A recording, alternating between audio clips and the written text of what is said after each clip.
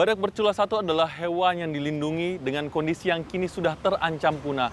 Namun di tengah kondisinya sudah semakin kritis ini tidak menutup keinginan dari sejumlah orang untuk melakukan perburuan cula badak Jawa ini. Lantas, apa upaya yang sudah dilakukan oleh pihak kepolisian dalam mengatasi dan meringkus para pemburu cula badak Jawa? Perlindungan adalah kata kunci untuk menyelamatkan dan mempertahankan populasi satwa langka Indonesia pada habitatnya di alam liar, terlebih terhadap satwa dengan level keterancaman sangat tinggi seperti badak Jawa. Di habitatnya, badak Jawa masih terus saja harus berhadapan dengan para pemburu yang mengincar cula badak. Nilai perdagangan cula badak di pasar gelap yang tinggi membuat para pemburu menghalalkan segala cara, termasuk melakukan perburuan secara acak.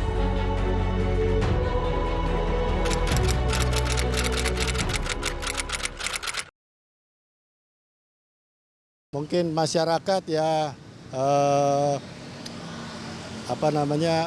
tidak berpikir bahwa ini sesuatu yang dilindungi, ya, sehingga masyarakat pikir ya dia boleh bebas saja.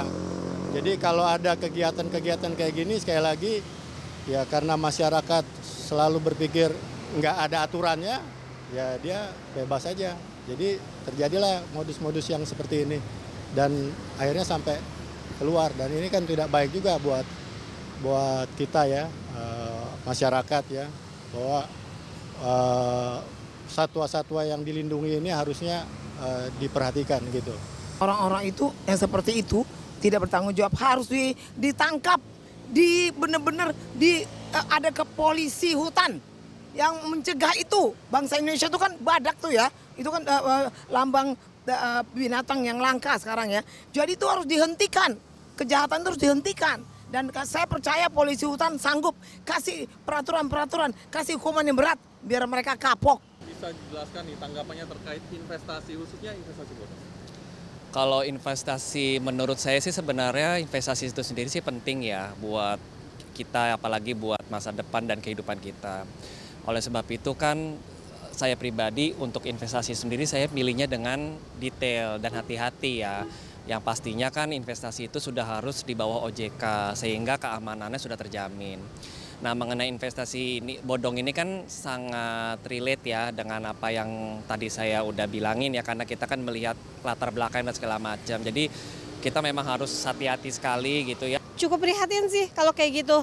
Kembali lagi sih, jadi masyarakat itu ya karena dengan didorong dengan ekonomi yang susah, terus ditambah lagi memang di sekitar mereka itu gampang gitu, maksudnya ada ya memang kalau daerah pedalaman itu kan gampang kan, maksudnya terutama yang di daerah Banten, mereka berpikir dengan uang instan dengan cara seperti itu lebih gampang gitu kan, cuman kan kesadaran para masyarakat gitu harus tahu hewan badak apalagi yang badak bercula satu gitu kan itu dilindungi.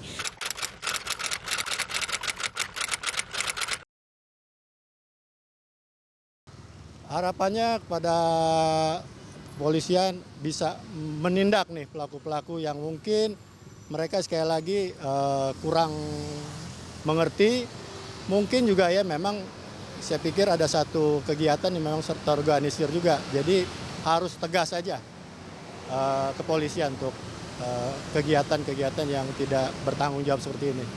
Kasih peraturan yang ketat biar mereka tidak bisa bergerak, biar polisi hutan bekerja lebih sungguh-sungguh lagi untuk menyelamatkan Indonesia, terutama untuk binatang badak itu ya.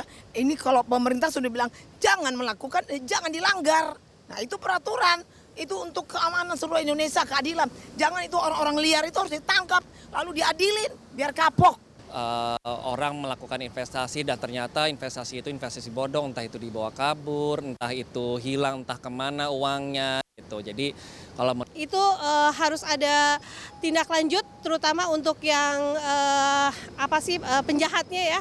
Jadi harus ada tindak lanjut yang tegas gitu kan, ada penindakan dan harus ada penjagaan ya. Maksudnya harus ada sweeping, patroli, bener.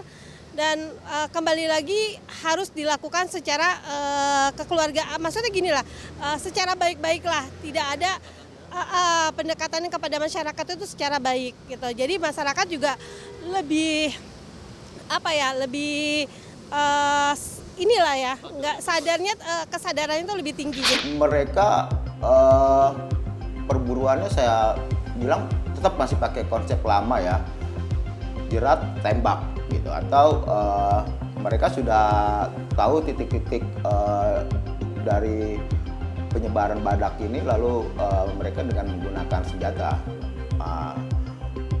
Saya pikir ini sangat menarik dari sisi hukum gitu ya.